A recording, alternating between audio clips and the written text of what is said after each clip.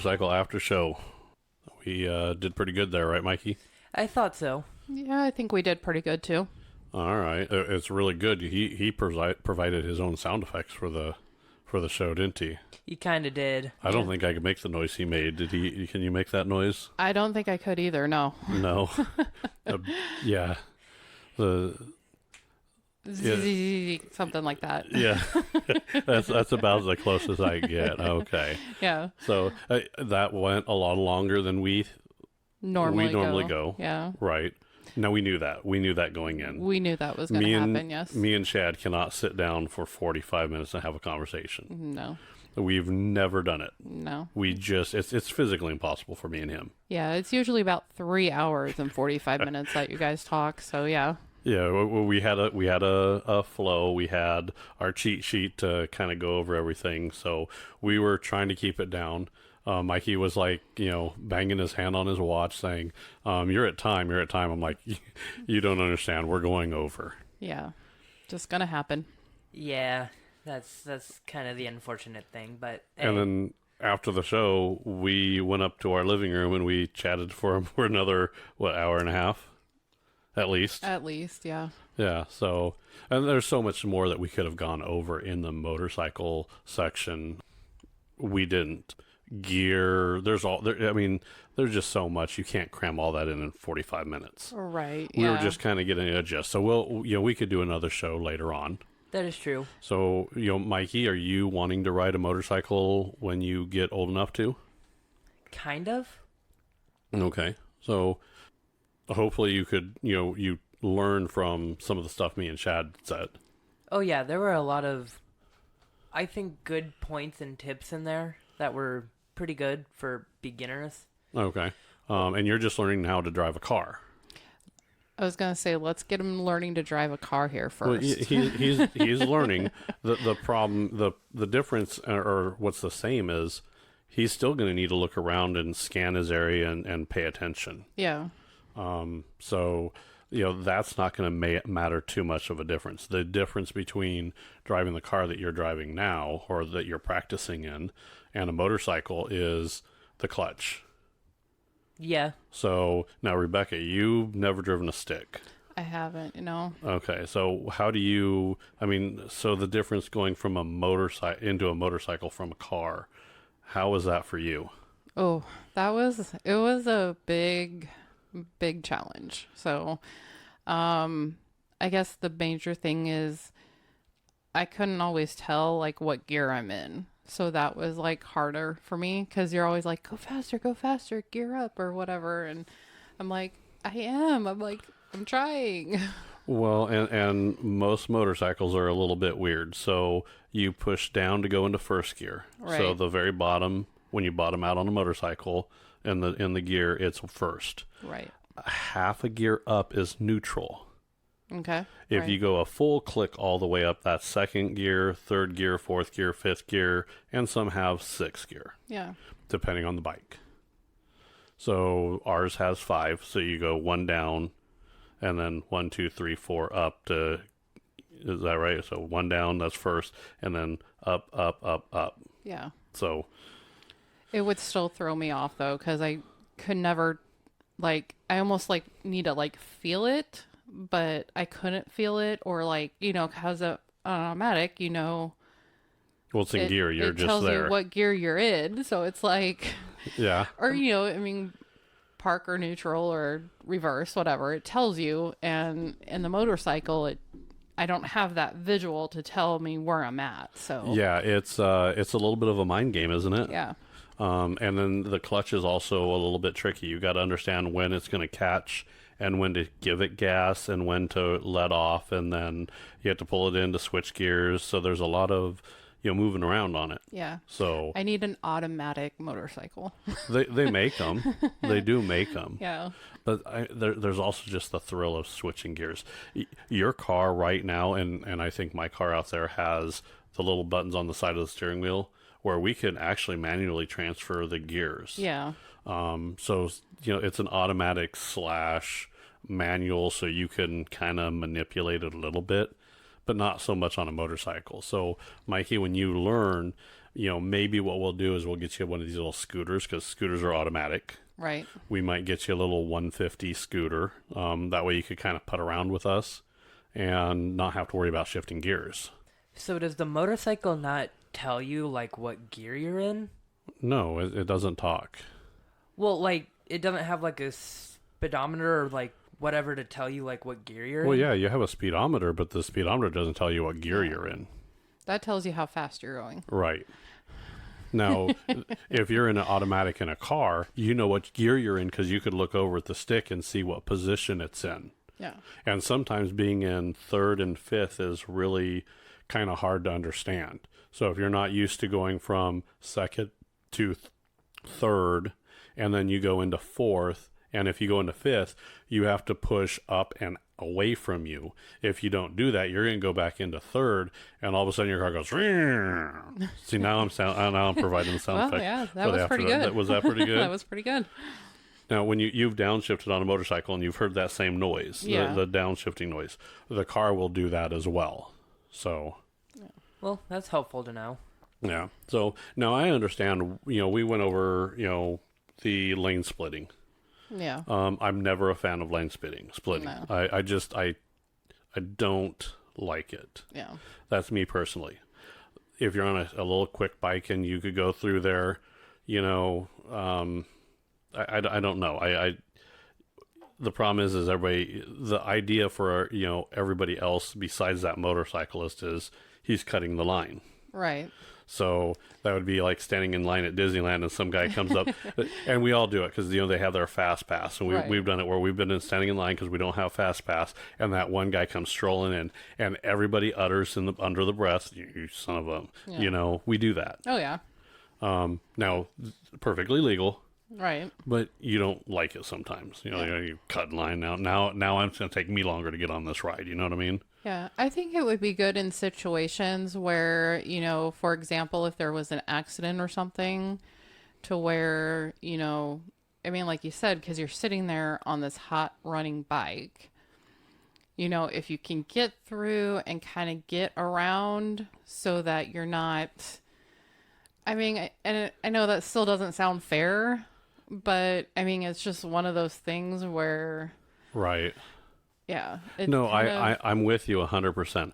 I don't like it. I can understand it. I understand why they do it. It's that hot engine coming up.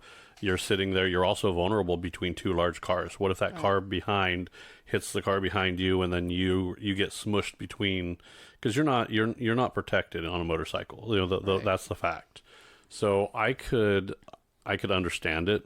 Mm-hmm. I could understand it with high traffic areas. I don't think we have here in Omaha enough traffic that it causes a problem that you have to do that.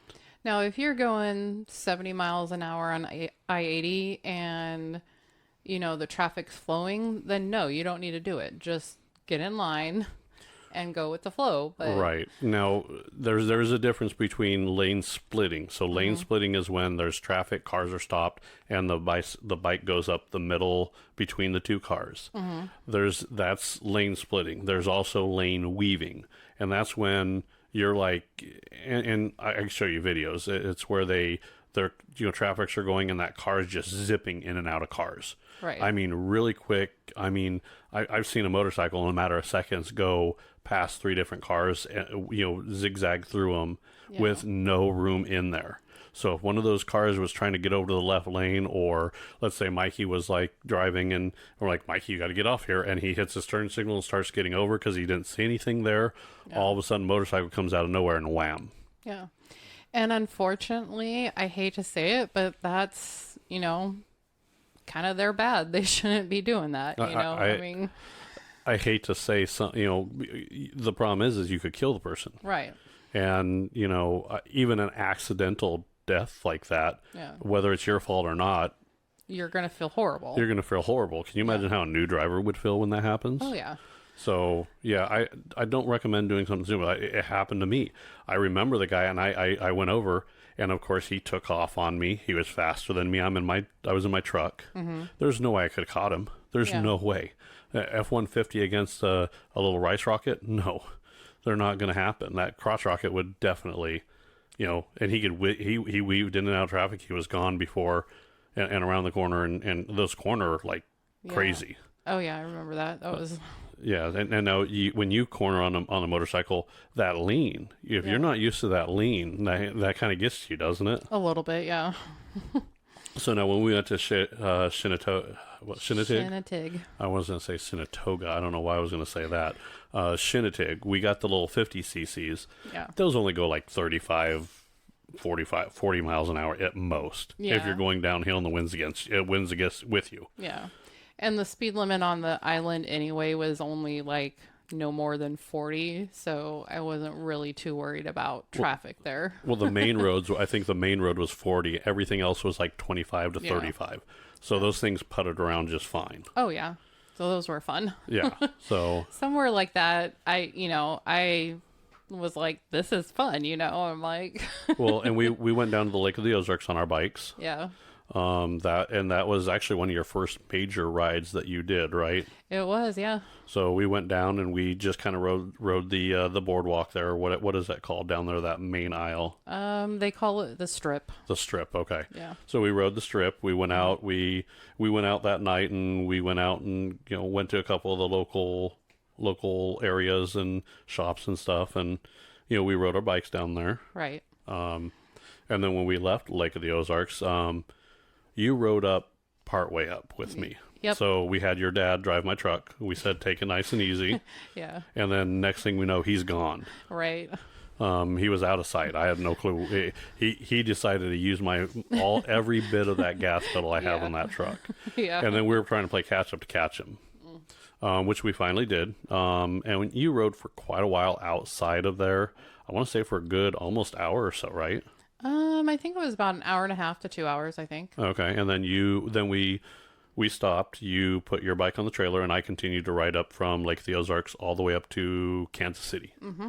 And then from Kansas City, I rode up all the way to Omaha. Right. And we did we took 75 up, didn't we? Yeah, I The think side road. Yeah, we went through like St. Joe and just went up Highway 75. That was a nice ride. Yeah. I think I kicked back a couple times. I put on my cruise control. Yeah. And I just kicked back, and then I realized about as we were going up the road, I realized I'm like, wow, I'm way too comfortable here on this bike. If I keep this up, I'm gonna fall asleep. So I had to like start getting up and kind of moving around a little bit. So when you say they could get comfortable, that's Yeah. why I have that bike. Oh yeah. It's got the backrest for me, and I've gotten older, so he's right. I can't. Can you imagine sitting over the gas tank like that? And No, that does not even sound comfortable. No. now when I used to really go, I on that little 250, what I do is the pegs are underneath where you are there, and then you have rear pegs for the back passenger. I'd have those passenger pegs all the way down, because when I would start going on that bike, and I could go. Yeah. I would lay down on that gas tank. My elbows would be like on the side of the gas tank. My legs would be on that back passenger, and I'm like almost flat down. And there's like it's a little windshield, maybe 3-4 inches, and I'm all behind underneath that windshield, and I'm just going. There's no, I have that airflow going. Wow. So you can get those little crotch rockets can go. Yeah, they can. So, which one do you like? Do you like those? What bikes do you like? I know you go look at them with us. I can't really say because I haven't ridden on too many. Because I think the only ones I've ridden on are yours. Well, yeah, you've ridden on the back of mine, and you've ridden on the back of the 1100 and the 1700. Those are both nice. Yeah, well, it's comfortable. It's a different experience driving it, though, right? You yeah. used to ride on the back, Rebecca, and then you're driving your own. Yeah. Some people don't ever make that change over. I'm really glad to see there's a lot more women riding. Oh yeah. I was just talking to one of the ladies that was in my class last night too, in my motorcycle safety training class, and she's like, I'm starting to ride by myself, or I'll have somebody follow me. So Yeah, and it's weird because she was the one. I think she had to retake the class, but she's awesome. So that's good. That's Yeah. good. It takes a little bit of time to get on the bike and ride. Yeah. You're not riding solo. You're riding with me. You're not riding by yourself out right. there. Yeah. You ride side by side with me. Yeah. I'm typically in the lead. You're second chair for me. Yeah. If we ride with Chad likes to ride the lead. I think you've let me lead a few times. Have I let you lead a Yeah. few times? Because you didn't know where you were going, so you let me lead. Okay. I think that is correct. Yeah. I think I'll be honest. I'm not one that likes to be the lead bike. Yeah. I prefer to be kind of in the middle of the pack or almost at the back, so I could kind of watch what everybody else is doing and see where they're going. That's just who I am. I don't mind, generally, if I'm in a big crowd, everybody wants me up front because I'm good with the signals and stuff like that. There's a lot of hand signals that go along with the with riding Mikey. And there's a lot of times where you'll actually point with your foot. So if you have a pothole coming up or a dead animal, you actually point with your foot. So that lead bike will point with their foot. That way everybody behind knows that there's a dead animal. And you'll see they'll be across the lane, and you'll see the whatever side it is. So if that dead animal was in the left side of the lane, you'll see the left side kind of pivot over to the right and kind of shuffle in. Everybody will kind of line up, and then you'll pass the animal, and then everybody will go back out. It's you ever seen the Olympics where they have that synchronized swimming kind of deal? Do you remember that? Yeah. Have you seen any of that, Mikey? A little bit. A lot of that riding kind of is reminiscent of that synchronized swimming kind of deal, because a good group that had been riding together, they just move so fluid. It's really cool to see. Like when I went up to Pikes Peak. Oh yeah, that was a good trip. That was for a ya. good trip. Now I had no clue who those bikers were. Yeah, we met him at one of the stops. We met them at the very bottom. So we pulled in the very bottom. Or no, it was halfway up. It wasn't even halfway up. It wasn't even halfway up. It was more like one of the first stops. Yeah, so you go through the gate, and then there's like this little stop right at the very base of the mountain. I think it was a couple miles up. But A couple miles up, no big deal. yeah. So we pulled in there. I think we were looking at a gift shop is what we were trying to do. Yeah. And there was really nothing there. We came out, and I'm like, well, I'm gonna tag along with these guys. And then you were in the SUV with Susie. Right. And then I rode with them. Do you remember what position I was in? I don't even remember the position. No, I think you were kind of towards the end, I think. Yeah, I think there was, I wasn't at the very end, but I was in the middle of the pack. Oh, okay. So, I mean, more toward the back of the pack, but in the middle. Yeah. What did you think about, I mean, when you saw us going up the hill, it looked like we were riding together forever, didn't it? It did, yeah. It looked pretty good, so. And Mikey, you were in that trip too. So did you watch it? Not particularly. Not really. Okay. He's 15. He doesn't pay Yeah, attention. doesn't pay attention. Or he was like 13 at the time. Yeah, I think so. Yeah, because that was a couple years ago. Well, and you rode when we went to a picnic out there, and I rode the bike. I think when we were out there, I was every chance I got, I was riding that bike. Yeah. You rode on the back a little bit there. Yeah, through Garden of the Gods. Through Garden of the Gods. Mikey, when we went camping, he rode on the back there, and we raced the storm out of the mountains. Yeah. That was fun. that was fun. Now I did enjoy that. It's just we were just a few feet ahead of that storm almost the whole time, and then as soon as we got out of the mountains, it was gone. Yeah, that's crazy. Yeah, so I personally like pack riding. I like to ride with a group. That way, if something happens, someone's there.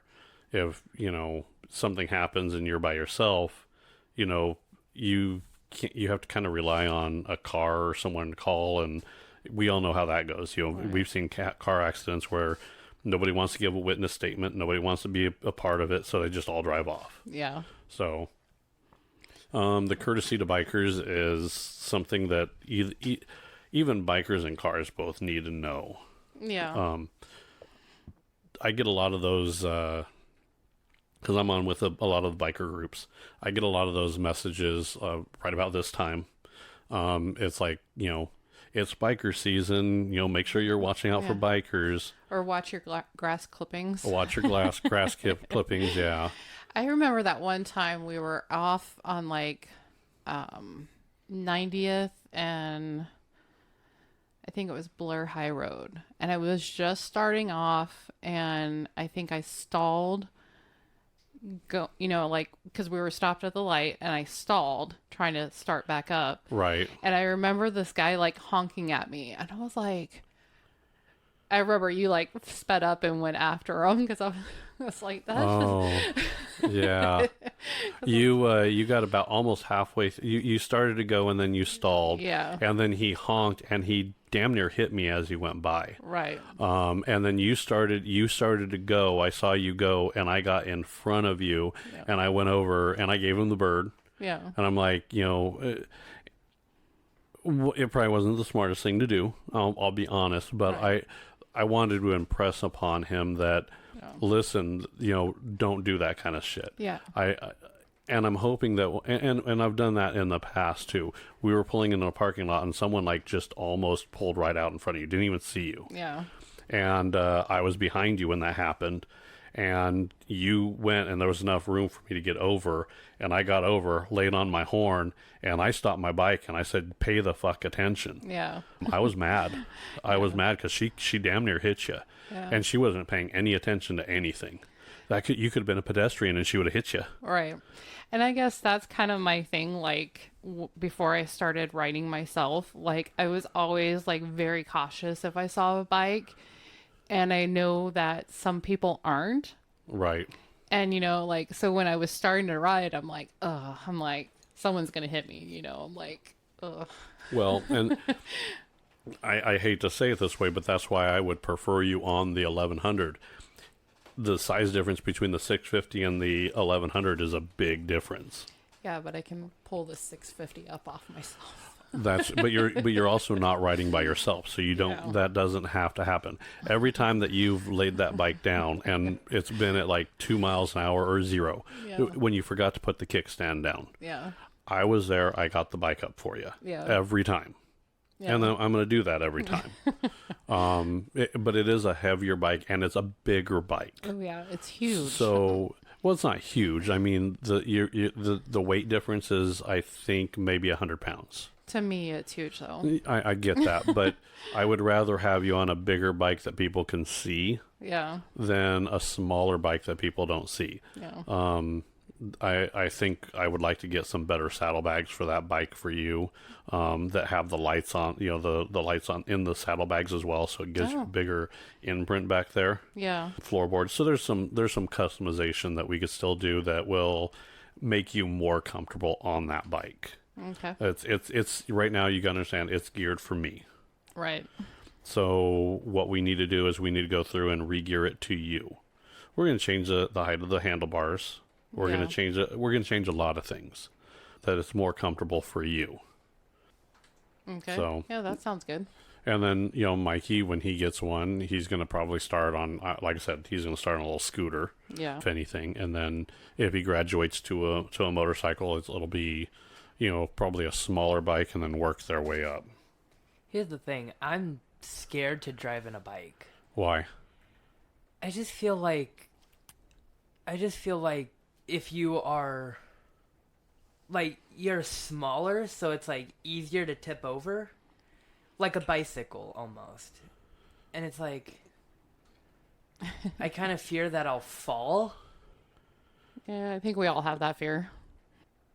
New bike, you're going to probably fall. I'll be honest with you. Yeah. Well, you see, that's the thing. Is I don't want this giant metal thing crashing down on me. So there's this, there's, you heard me and Chad talk about a little bit about ditching your bike. When you go down, you have to, there's a point where you're going to go down that you just have to abandon that bike and you have to ditch it. And roll. It's same thing, tuck and roll. You got to roll with it a little bit. You got to understand that you're going to fall and you're going down. There's times where you just have to ditch it. Okay, then. Yep. I will tell you, and that's when I say ditching it is if you try to go down and you're like, I could recover this, and you get past a point of no return, and you don't move your legs out of the way, your legs can get underneath that bike. And it'll probably break them. Right. Well, it could break it, it could scar it, it could rip your whole leg off. I mean, there's a lot of stuff that could happen. You could be Yeah. you could be an amputee because of that happens. That's why I said when you know, if you have to ditch your bike, you have to ditch your bike. There's no other way around it. Does it happen very often? I will tell you, I have never had to, knock on wood. Where's my wood? I've never had to ditch a bike. Now, I have fallen off a bike, and I learned when it went down that I had to move my way, but that wasn't really. I mean, it wasn't. I was riding. I'm like, yep, I'm going to throw the bike away. It's like I was already halfway down. I'm like, yep, I just fell off, and you got to move quickly. You got to get your leg out of there. And I'll be honest, the first time I actually fell off a bike, it was I was coming out of a back alley from a friend's house. And as I was going, someone was throwing something in the trash in one of the dumpsters, and they flipped the lid over. Ooh. And that lid came over, and I had to swerve out of the way. As I swerved out of the way, I ran over dog feces. Yeah. And that hit that back tire, and that caused the tire to slip. Yeah. It happened so quick that, I mean, I technically ditched the bike. But it wasn't like, okay, I got to ditch the bike. It was like, it happened so quick that it was just a natural reaction. So I mean, I'm like, okay, I got back up, got on the bike, and then, you know, cleaned up. I grabbed a hose, I rinsed off the back tire so I didn't have poop all over the place. And then I went over. Now, I've ridden a dirt bike. I started on a dirt bike. Man, dirt bike has a different animal. It has little knobs on the wheels, so it's designed to get in that dirt, and it doesn't slip around as much as people think it does. You can make it slip around quite a bit, but You can, yeah. I remember going through mud, and then I had a mud stripe down my back because that tire flipped up mud all over the back. So I mean, you're going to ride a dirt bike, you're going to get dirty. Yep. So now it's the same with riding a horse. There's a point where if that horse is going to start to go down and you're riding a real horse, if that horse starts to buck or go down or something happens with that horse, you're going to have to jump off that horse. You have to ditch that horse. You can't have that horse land on you. Yeah. I would rather have a motorcycle land on me than a horse. A horse is heavier, Well, yeah, that's true. much heavier. Yeah. You know, not only that, but once that horse comes down, if he tries to get up, he's going to push into me. Right. That motorcycle, you know, wait for someone to come pick it up, and the only thing is if you're right by the engine, it's hot, or that exhaust pipe, you're going to get burned. Yeah. You know, so you gotta watch that. But yeah, it's a little scary, but I will tell you, I've avoided a lot of accidents on that motorcycle because I was able to see it coming. I was behind a car, and I look in my rearview mirror and I see that car coming up really quick. So I'm in first gear. I just kind of go up, shoot up beside the car beside me, and that car ran into the car right there. And I looked over, and and they go, "Oh my God, were you behind me?" I'm like, "Yeah, I moved." They're like, "Oh my God," you know, and they were kind of scared for me. Yeah. And then they realized, wait, this guy hit us. We got to get his stuff. And I sat there and I gave, I was a good Samaritan. I gave them all the information. So, it is what it is. Yeah. I would recommend, like I said, a scooter to start with. Something small. You don't ride your bike often enough. If you're going to go that route, I would recommend practicing on a regular bicycle before you go into a motorcycle, because it's a balance thing, isn't it? It is, yeah. So you think, I know people that can go like just kind of putter up and just go so slow that you're like, I don't know how that guy's standing up. How's that motorcycle staying upright? It's a balance. That takes time and how to learn it. Rebecca's not at that point yet. When you get up, you start to get slow, and then you almost kind of weave a little bit because you could feel it starting to go through, and then Yeah. you have to choose. I always recommend putting both feet down. I always recommend doing that, because if you put your foot down and there's gravel or anything on the road and you only put one foot down, you're going to go down. If you're able to get both foot down, even if they slide out, you still have a whole nother foot on the ground there. Just a little easier. So, Yeah, that makes sense. I don't ride a touring bike. A touring bike is the Gold Wings, or those huge bikes. Yeah. I would like one, just because I think that would be, the one that has the cup holders, Oh, yeah. the mini refrigerator in the front, the radio, windshield wipers, All I want is a cup holder, GPS, and a radio. Well, you have your phone, and we have a radio on your bike, right? Yeah. It's not loud. It's a motorcycle radio. It's not loud. Right. Yeah, that's the problem with motorcycles, is not really it's great when you're putting around town because you hear it, but once you get on the freeway, if you're going anything over 60 miles an hour, you're not hearing the radio. Yeah. Unless you want to put earbuds in and something like that, or they make headsets that go in your helmet. Your helmet, and yeah. Oh, now we're gonna have a no helmet law here going on. Yeah, I think at the beginning of the year, right? I think that's what Chad said. I think that's what Chad said. Yeah, I read something about it too a little bit. So. Now that's where me and Chad's philosophy changes. He's a free spirit. So if he doesn't have to wear a helmet, he doesn't want to wear a helmet. Yeah. I'm kind of the opposite. I always like to wear a helmet. So even if I'm going through a state that doesn't require a helmet, I prefer to wear a helmet. Yeah, I would too. I don't know why. I've worn it so long that it's just part of riding, part of the experience for me. Yeah. Have I ridden without a helmet? Yeah, a few times. You almost feel kind of naked with it out there. Yeah. I mean, I haven't done it, so I don't know. So I've done it on accident. I've done it a few times if I've had to make it like a quick trip somewhere, and I was in a state that didn't have a helmet law. So it's kind of weird there, but yeah. I don't know. So yeah, like I said, me and Chad could have gone on for like all kinds of stuff. At least another hour. At least, if not more. So, yeah. And we could have him back, and we could talk more about motorcycle stuff. And as we're getting into the riding season now. Mm-hmm. So what we can do is we're going to do an oil change on your bike, right? And then we're going to get those bikes out. So after maybe at the end of the season, what I would suggest is writing down some questions, and then we could revisit the show and have Chad back on, and maybe you could ask him some questions, or maybe even get some more advice, or more from an experienced rider, get a little bit more information that may help you down the road. Yeah, that sounds like a good plan. The one girl told you to chew gum, right? Yeah, to kind of keep you.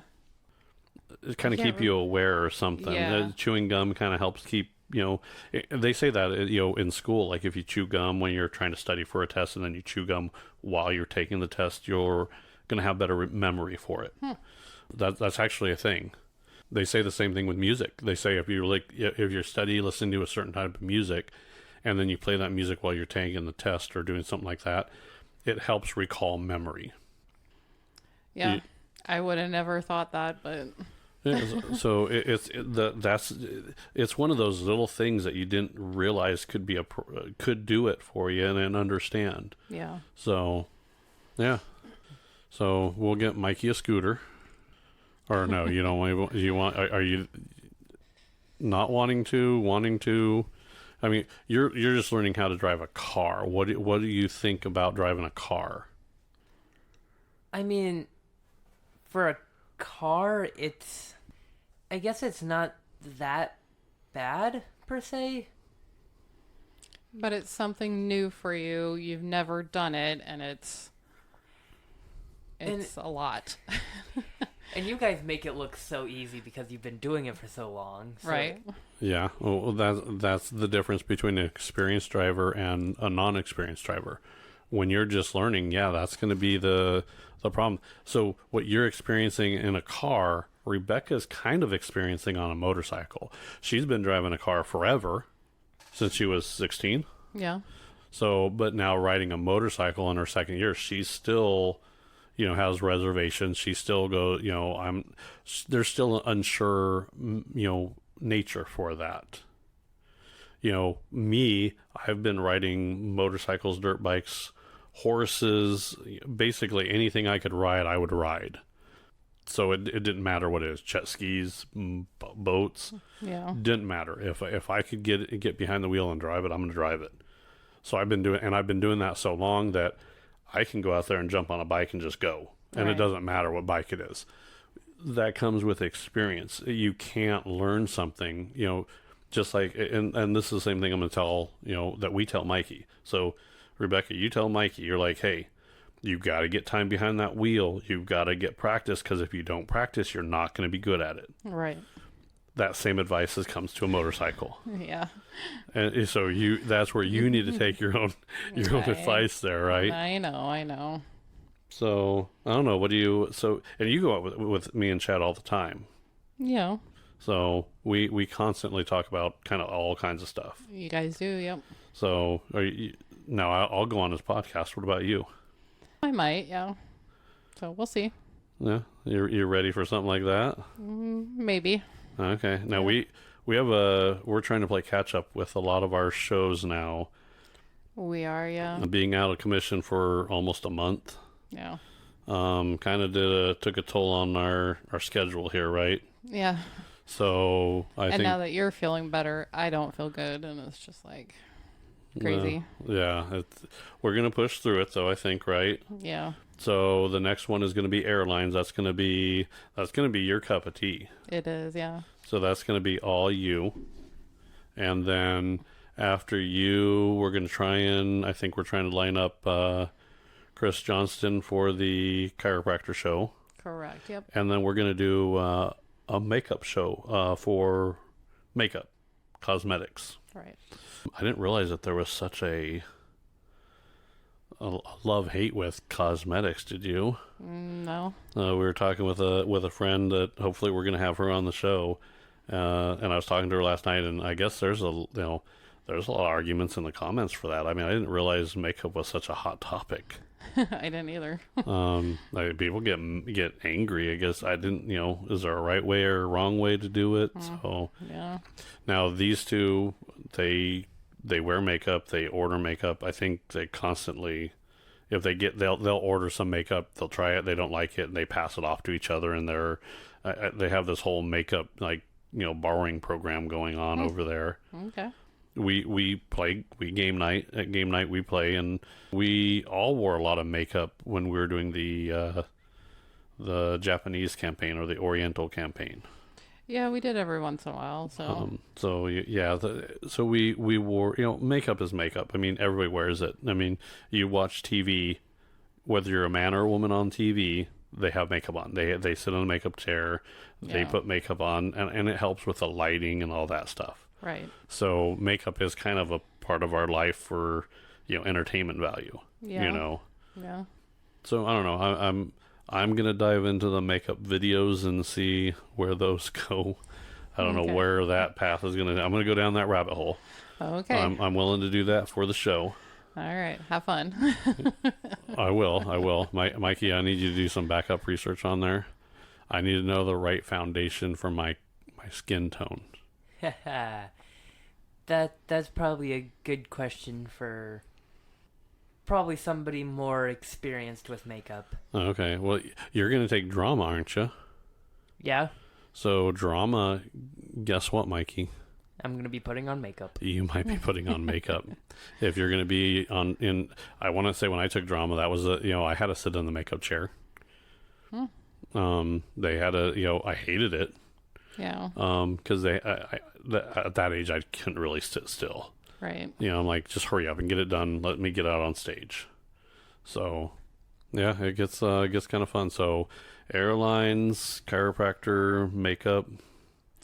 Yep, that's how we're going. All right. Well, that's kind of the plan. So, no, I'm pretty good with what we did with the motorcycle stuff. Mikey, I think you're even done editing the show already, right? Oh yeah. All right. So it's going to be in queue to be released. Yes, it is. All right. And I think that was Chad's first time actually on a podcast. Really? Yeah, I don't think he's ever done a podcast before. So that was his first experience. He likes to talk with his hands. Yeah. So if you listen to the show and if you hear, a kind of like a bump, that was probably him bumping the mic. Yeah. So keep that in mind. It was his first show. He's not used to that yet. So Yeah. Yeah, he's not used to how sensitive the mics are, so... Well, it's also, we have the boom arms, so they're right in your face, so you have to talk into the mic, and if you talk with your arms, and Chad's kind of an animated guy, he's really animated, he's kind of like me, we're really close to the same. I have to really concentrate to keep my hands down. Even too. now, I'm kind of talking with my hands. And occasionally, I think even on one episode, you heard one of our cats, meow, or, dogs will, right now the dog's underneath the table. So if something happens outside, that dog's going to jump up, hit the table. You're going to hear the mic stuff go, and then you're going to hear a pinging and then gone. So we try to do these in the evening when not a lot of stuff is going on, right? Yeah. So, and then Mikey, you're really good at editing, where you can get that reduced to as much as possible. If not, hopefully it happens when no one's talking and you could just kind of wipe it out, right? Oh, yeah. All right. So I feel like I've gotten pretty good with this editing stuff. Okay. I feel like I have a lot more better experience than I did when I first started doing it. A little bit better understanding of what goes on and how it works, right? Yeah. Okay. Well, and that's good because you're going to start doing this next year for school, right? Because you're going to do audio, video editing, drama. So you're going to have a pretty good school for this kind of stuff, right? Yeah, I am. So you're going to hopefully take what you learn here and take it there with you, and then take things that you learn there and bring that to our show to hopefully make a better show. I will surely try. Okay. Yep. And then hopefully the dogs kind of keep calm.